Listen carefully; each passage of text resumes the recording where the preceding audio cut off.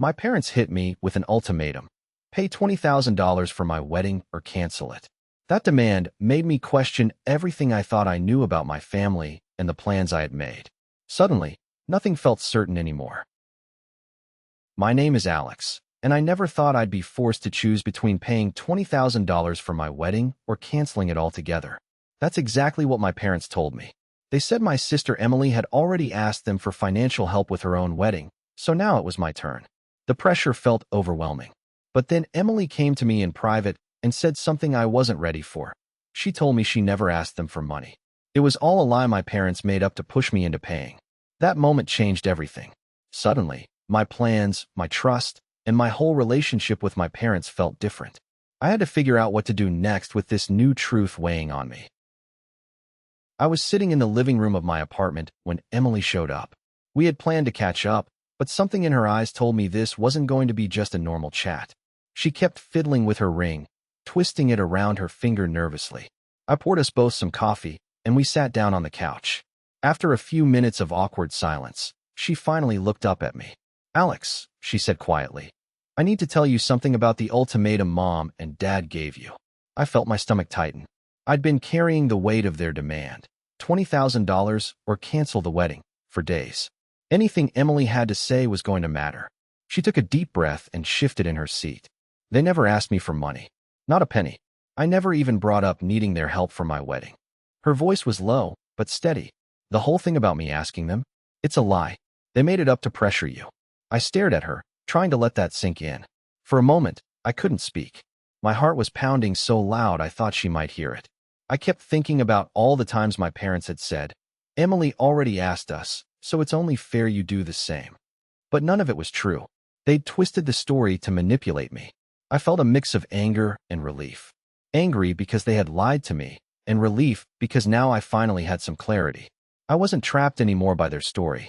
I could breathe a little easier knowing Emily wasn't part of their scheme. Why would they do that? I asked, my voice rough. Why lie to me like that? Emily shrugged, looking down at her hands. I don't know. Maybe they thought if you thought I had their support, you'd feel more pressure to give in. Maybe they just wanted the money. Her words stung. It felt like they were playing a game with us, and I was just a piece on their board. We sat there in silence for a bit, the coffee cooling in our mugs. I noticed Emily's hands were shaking slightly. She looked just as drained as I felt. It was like a wall had been knocked down between us. For years, I thought my parents were the ones to trust most. But now, it felt like everything was crumbling. I ran my hands through my hair, trying to steady myself. "So, you never asked them?" "No," Emily said firmly. "I told you the truth. They just used my name to make you feel guilty." That hit harder than I expected. I had been carrying this guilt for days, thinking I was being selfish or ungrateful. But it wasn't me. It was them. I looked at Emily and said, "Thank you for telling me. I don't know what I'd have done without you." She gave a small, tired smile, but it was genuine. "We've got to stick together on this. Don't let them push you around." I nodded, feeling a strange calm wash over me. The betrayal still burned, but so did a new sense of power. I realized I didn't have to follow their rules. I could decide what was right for me, for my wedding, for my life. As we finished our cold coffee, I felt lighter. The truth was messy, but it was mine now. And maybe that was the first step to fixing everything. The next day, I invited my parents over to my apartment for dinner. I wanted to talk about the wedding budget face to face. It felt strange to have them sit at my dining table like this, but I knew I had to get answers. I wasn't going to let this $20,000 demand hang over me without understanding why they were doing it. We sat down, plates in front of us.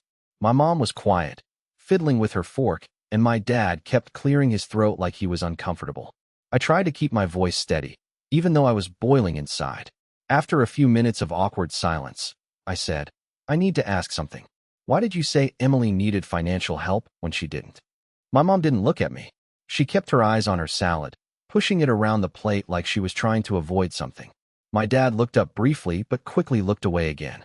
It was like they both wanted to avoid the conversation. I felt my heart pounding, but I forced myself to wait for an answer. Finally, my dad muttered, "We thought it was best for everyone." His voice was low, almost like he didn't want to say it out loud. Then he added, "To ensure the weddings were fair." I blinked, trying to process what he just said. "Fair?" I asked, my voice barely hiding the disbelief. You thought lying about Emily needing financial help would make things fair? Neither of them responded. My mom kept staring down at her plate, and my dad just cleared his throat again. It was clear they didn't want to explain themselves, but their refusal to look me in the eye said enough. That moment hit me harder than I expected. It wasn't just about the money anymore. It was how they had lied to me, manipulated me, and tried to make me feel guilty for something that wasn't true. I felt angry, but also sad, like a part of my trust in them had cracked wide open. I wanted to say more, but I didn't. Instead, I sat back and watched them. The silence stretched between us, thick and heavy. I could tell they were uncomfortable, but I also knew they had crossed a line. I thought about Emily, and how she had come to me the day before, telling me the truth about the whole thing. She never asked for their help. It was all made up. That made me feel a little better, knowing someone in my family was honest with me. But it also made the situation with my parents feel even worse. I wanted to believe they had a reason, some explanation that would make sense, but all I got was vague excuses and silence. It felt like they were protecting themselves, not me. After a while, I realized this dinner wasn't going to give me the closure I wanted. I had to figure out what to do next on my own. Their evasive answers only made me more determined to take control of the situation. I didn't say goodbye right away. We finished eating quietly. The mood completely changed from when they arrived. I could see the disappointment in their faces, but I knew I wasn't the one who should feel that. When they finally left, the apartment felt emptier than before. I sat down at the table, staring at the spot where they had been. I thought about everything they had said, or rather, what they hadn't said. The lie about Emily, the pressure to pay $20,000, the way they avoided my questions, it all added up. I felt a mix of emotions. Mostly disappointment and anger, but also a strange relief. At least now, I had some clarity.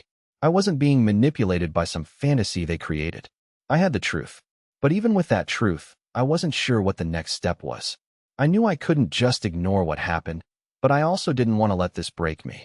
I thought back to Emily's words, how she had trusted me with the truth. That trust was something I wanted to hold on to. It was the only real thing in this mess.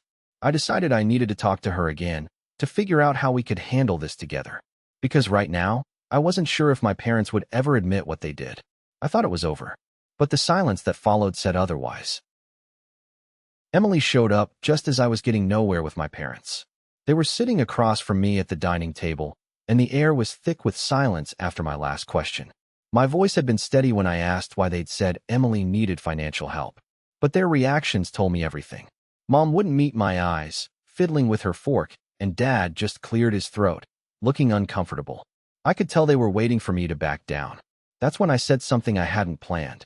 Emily's here, I said, trying to keep my tone calm but firm. Tell them what you told me. Emily took a deep breath and stood up. She faced them directly, no hesitation in her voice. I never asked you for money, she said clearly. I told Alex the truth. The room went silent. My parents looked like they'd been caught in a lie. Mom's hands tightened around her napkin. Dad blinked, shifting in his seat. I saw the tension in their faces, the cracks forming under their usual control. After a long pause, my father finally spoke. We thought you'd contribute more if you believed we did the same for Emily, he admitted quietly. It wasn't a defense. It was an explanation that sounded like an excuse. I stared at him, trying to process it all. They had lied to me, used a fake story about Emily needing money to pressure me into giving $20,000 for my wedding.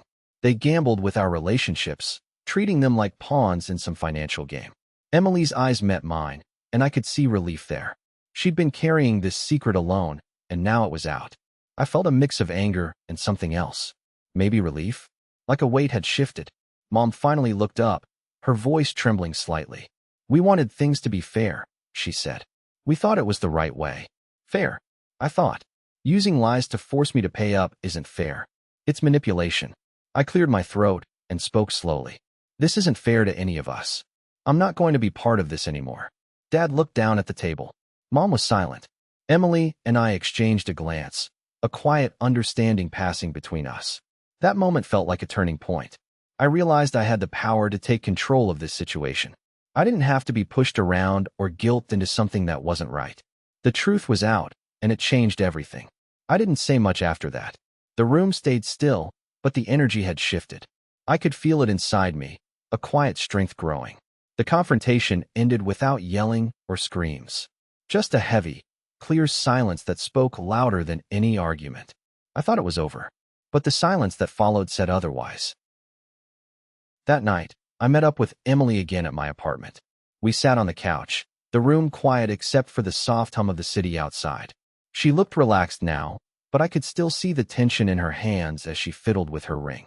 I wanted her to know how much I appreciated her being honest with me. It wasn't easy, I could tell. I pulled out my phone and opened my banking app. The number was clear in my mind, $20,000. It felt like a strange kind of relief, typing in her account details and hitting send. I looked at her and smiled, trying to keep my voice steady. "Consider it my wedding gift to you," I said. There was a lightness in saying that, like I was doing something right for once. Emily's face lit up, a genuine, wide grin spreading across her features. She reached out and hugged me tightly. I didn't pull away. I let her hold on, feeling the warmth of that moment. It was different from everything I'd been dealing with lately. Supporting her felt honest. It felt like trust. The weight that had been on my shoulders for weeks started to lift. I realized I didn't have to be caught in my parents' game anymore. They had tried to manipulate me with their ultimatum, but Emily's truth gave me a way out. I knew now who I could count on. We sat back, still close, and I could see the relief in her eyes too. It was like a quiet understanding passed between us. No more lies. No more pressure. Just the two of us, figuring this out together. I thought about how different this felt from the conversations with my parents, how cold and calculated those talks had been. Here, with Emily, there was honesty, even if it was painful. It was real. I told her, "I'm glad you told me. It makes a big difference." She nodded, squeezing my hand. We spent the rest of the evening talking about the wedding plans, but this time the mood was lighter. For the first time in a long time, I felt in control of my own decisions. The money transfer wasn't just about cash. It was about taking back some power. Before she left, Emily hugged me again. I could tell she was grateful, but also hopeful. I was too. I knew this was only the beginning of fixing things, but it was a start. As I closed the door behind her, I stood there for a moment, letting it all sink in. The tension in my chest eased a little. I thought about the road ahead and how different it would be now that I wasn't alone in this. I thought it was over, but the silence that followed said otherwise. The morning after that long talk with Emily, I woke up feeling a strange mix of relief and exhaustion. The weight of everything was still there, but somehow lighter. I knew I needed space, a break from the constant pressure and manipulation. So, I booked a solo trip to the Maldives. Just me, some sun, and a chance to think without anyone's voices crowding my head. At the airport, I sat by the gate, my boarding pass in hand. I wasn't sure if I was more excited or anxious. Leaving everything behind, even if just for a little while, felt like stepping into the unknown. I kept glancing at my phone, wanting to check messages, but I held back. The last thing I needed was more noise. I told myself this trip was about clarity and peace. When it was time to board, I stood up and walked down the jetway. The plane was mostly empty, quiet except for the soft hum of the engines. I found my seat by the window and buckled in. Before the plane took off, I powered off my phone. No calls, no texts, no distractions. Just silence. As the plane lifted off, I stared out the window, watching the city shrink beneath me. I felt a knot in my stomach, but there was also a strange calm. For the first time in weeks, I was stepping out of the chaos. The drama with my parents, the lies, the pressure about money, it all felt distant now. On the flight, I kept my thoughts to myself. I didn't want to plan or fix anything just yet. I just wanted to be. The hum of the plane was almost soothing. I thought about Emily, about how honest she'd been, and how different that felt from the rest of my family. It was complicated, but in that moment, it gave me a little hope. When we finally started descending toward the Maldives, I felt a flicker of excitement again. The idea of warm beaches and clear water was a sharp contrast to everything I'd been dealing with. I didn't know how long I'd stay or what I'd do when I got there, but I knew one thing. I was doing this for myself. As the plane touched down, I stayed quiet, soaking in the moment. I hadn't checked my phone once since shutting it off. I felt a strange sense of freedom in that. For a while, the usual calls and texts from my parents, the endless questions about money and weddings, wouldn't reach me. That felt like a small victory. I grabbed my bag and walked through the airport, everything still feeling surreal. I told myself this wasn't running away. It was taking a necessary break. I needed to figure out what I wanted, without anyone else's expectations or lies clouding my mind. Later that evening, sitting in my hotel room with the sounds of the ocean outside, I let myself breathe. The silence was almost overwhelming, but in a good way. I wasn't sure what would happen next with my family or the wedding, but for the first time, it felt like I had a little control. I thought about calling Emily, but I didn't. I wanted to hold on to this quiet space just a bit longer. The drama and chaos were still waiting for me back home, but for now, I was somewhere else. Somewhere that felt mine. I turned off the lights and looked out at the dark water. I thought this trip might change everything. Or maybe it wouldn't, but I needed to try. I needed to find out who I was beyond all the noise. I thought it was over, but the silence that followed said otherwise. I was sitting on the beach in the Maldives, staring at the waves, when my phone buzzed. It was a message from Emily. I didn't expect anything from home right then. I thought I had left all that behind for a while. But there it was, a screenshot she sent me. 72 missed calls. 72. From our parents. All in less than a day. The numbers on the screen felt like a punch. I scrolled through the call log. They had been calling nonstop, probably in a panic, or maybe anger. I stared at the screen, trying to decide what to do. Should I call back? Ignore it? Part of me wanted to pick up and fight, but another part just wanted to stay silent. Emily's message came right after the screenshot. She wrote, "They're worried sick." That short line hit me in a way I wasn't ready for. Worried sick. Was it real worry, or just fear of losing control? I didn't know. I felt a tightness in my chest, like something was twisting. I felt guilty. Guilty that maybe I'd caused this, that I'd upset them so badly. But that guilt was tangled with something else, something harder to admit. A quiet sense of victory. They needed to know their games had consequences, that I wasn't just going to bend to their demands. I put the phone down and looked out at the ocean again. The breeze was warm, the sun was setting, and people were laughing somewhere behind me. But my mind wasn't there. It was back with those missed calls, with Emily's words, with the weight of everything from the last few weeks. I thought about all the times my parents had used their words to push me around. Threats masked as concerns, ultimatums dressed as advice. For a moment, I let myself feel a small spark of relief. I wasn't trapped in their version of this story anymore. Emily telling me the truth had changed everything. I wasn't just a kid needing their approval. I was someone who could set boundaries. But then the guilt crept back in. I kept wondering if maybe I was being too harsh, if I was burning bridges that couldn't be rebuilt. I thought about the holidays coming up, about family dinners, about the way things used to be. I missed that, but I also knew I couldn't go back to pretending. I picked my phone back up and typed a quick reply to Emily. "Thanks for telling me. I don't know what to say to them yet." I didn't want to sound weak, but I wanted her to know I appreciated her. She replied almost immediately, "You're doing the right thing. Don't let them pressure you." Her support made me feel a little less alone. It was strange, feeling so far away from home, but more connected to my sister than ever. We were on the same side now, against the people who should have been supporting both of us equally. I put the phone away again and let the sound of the waves fill the silence.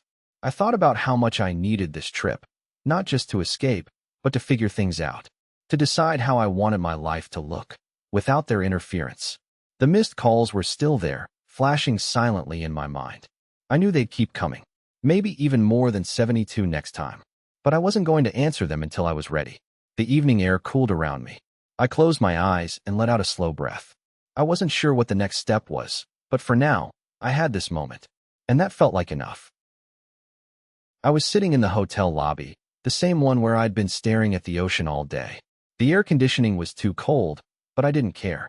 I pulled out Emily's phone and stared at it for a long time before finally dialing my parents. I didn't want them to know where I was. Using my own phone would have given away too much. So, I took a deep breath and hit call.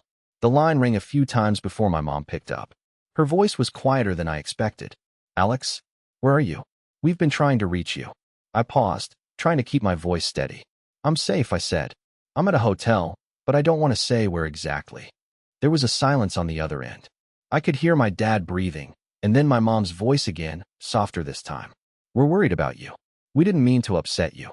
"I know," I said slowly. "But right now I need time. Time to think about what kind of relationship I want with you both moving forward." I could almost feel the weight of those words hanging in the air. I waited for a response, but there was only silence. It wasn't the usual defensive tone or excuses I had grown used to. It was quiet, like they didn't know what to say. After a few more seconds, my mom spoke again, more carefully. We just want what's best for you, Alex. I understand that, I said. But sometimes what's best isn't what you think it is. I need to figure things out on my own. There was another pause. I heard my dad clear his throat. We thought we were helping by asking for that money. We didn't realize. Yeah, I interrupted. But lying about Emily needing help? That's not helping. That's manipulation. The silence stretched again. I wasn't sure if they were angry, sad, or just shocked. Maybe all of it. I could feel my heart pounding, but I kept my voice calm. I'm not ready to talk about the wedding or anything else right now, I said. I just needed you to know that I'm okay, and that I'm going to make decisions for myself from here. There was a long pause, and then my mom whispered, "We love you, Alex." "I love you too," I said. "I hope we can find a way to move past this. But for now, I need space." I ended the call and sat back in the chair. The silence around me was different now. It felt heavier, but also quieter, like something had shifted. Their usual confidence was gone, replaced by uncertainty. I didn't know what would come next, but I finally felt like I had taken the first step toward controlling my own life. I looked out the window again, watching the waves roll in. I thought it was over, but the silence that followed said otherwise. I got back home a week after the Maldives trip, feeling clearer than I had in a long time. My apartment felt the same, but I was different somehow, less tangled up in their drama. When I opened the door, my parents were waiting there. They weren't smiling like before. It was more like those tentative, half-smiles people give when they aren't sure if they're welcome. I didn't say much at first. I just nodded at them, put down my bags, and sat down on the couch. They stood awkwardly, like they didn't know if they should sit or leave. After a few moments, I decided to break the silence. "I've thought a lot," I said quietly, looking at both of them. "About the wedding, the money, everything. I've decided to handle it my way. No more ultimatums." My mom's eyes flicked down to the floor. My dad cleared his throat, but didn't say anything. They just nodded slowly, like they were accepting something they didn't want to admit. I could tell they realized they'd gone too far. The way they avoided my eyes said it all. It wasn't about the money anymore. It was about respect, trust, and boundaries. I wasn't going to give in to their pressure again. Emily was sitting in the kitchen when I came out from the living room. She smiled at me, real, warm, and I felt a rush of relief. It was like no matter what happened with my parents, Emily was still solid. We had been through so much together these last few weeks, and our bond felt unbreakable now. She came over and gave me a quick hug. "Welcome home," she said softly. I didn't say much back, just nodded. It felt good to have her there. Having someone on your side who's honest and real makes all the difference. Over the next few days, I kept things light with my parents. We talked about normal stuff, work, the weather, things that felt safe. I didn't bring up the wedding again, not because I was avoiding it, but because I wanted them to understand it was no longer their business to control. Emily and I started planning some of the wedding details together. She was excited, and I was too. It was the first time I felt like I was making decisions for myself and not just trying to keep everyone else happy. Sometimes, I'd catch my parents watching us from across the room. I could see the tension in their faces, but they said nothing. I think they were realizing that this wasn't just about money or weddings anymore. It was about me standing up for myself. One evening, Emily and I sat on the balcony, talking quietly. She said, "I'm glad you came back like this. Stronger." I just smiled and said, "I'm glad you told me the truth when I needed it the most." I still don't know how things will go with my parents in the long run. There's a quiet distance now, like a line has been drawn. But I'm okay with that. I've learned that some relationships need space to heal, and sometimes you have to put your own well-being first. The wedding is moving forward on my terms. No more ultimatums, no more lies. It feels strange, but good to finally take control of something that's supposed to be about me and the person I'm marrying. I thought it would be easier to just go along with what my parents wanted. It's what I was used to. But that pressure was suffocating. Now that I've set boundaries, I feel like I can breathe again. Emily and I are closer than ever. She's not just my sister now, she's my ally. That means more than I can put into words. When I look back at all this, I realize it wasn't just about the $20,000 or the wedding plans. It was about trust and honesty. I'm grateful I found that with Emily, even if it meant facing disappointment with my parents. The silence between us now feels different. It's not filled with tension or lies. It's quiet, but it's honest. And for now, that's enough. I don't know what the future holds for my family, but I do know one thing. I'm done letting others decide what's best for me without asking. This is my life, my wedding, and my choice. And that feels like a beginning. Coming back home after that week in the Maldives, I felt different. It was like I finally had space to think without all the noise from my parents' ultimatums. My apartment was the same, but I wasn't. I told my parents straight up, I'm going to handle the wedding my way. No more pressure, no more lies. They didn't argue. They just nodded quietly, like they knew they'd crossed a line. The truth is, my relationship with them is still strained. I don't think things will fix overnight, and I'm okay with that for now. What matters is that I've set clear boundaries. I've stopped letting their manipulation decide how I live my life or how I celebrate something as important as my wedding. Emily and I stayed close through all of this. I'm grateful for her honesty. It's the only thing that kept me grounded. Now, when I think about the wedding, it's on my terms. No $20,000 ultimatums. No fake stories about her needing money. Just the people who actually care and want to support me, without strings attached. This whole experience taught me something hard but real. Independence isn't just about money or decisions. It's about trusting the people who tell you the truth, even when it's tough. And sometimes, that means stepping away from those who don't. I'm not sure where things with my parents will go next, but I know I'm not going back to being controlled by their lies. If you're going through something like this, really try to put honesty first. It's not easy, especially when family is involved, and it hurts more than you expect at first.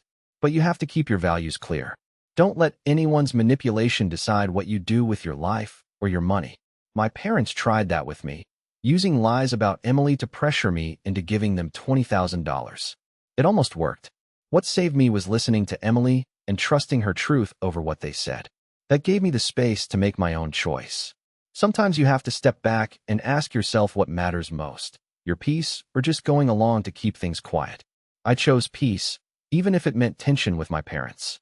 If you can, find someone who tells you the truth, even when it's hard. And don't be afraid to take control. It's okay to say no. It's okay to set boundaries. You don't owe anyone your happiness or your decisions, especially when they come with strings attached. In the end, it's about living your life on your terms.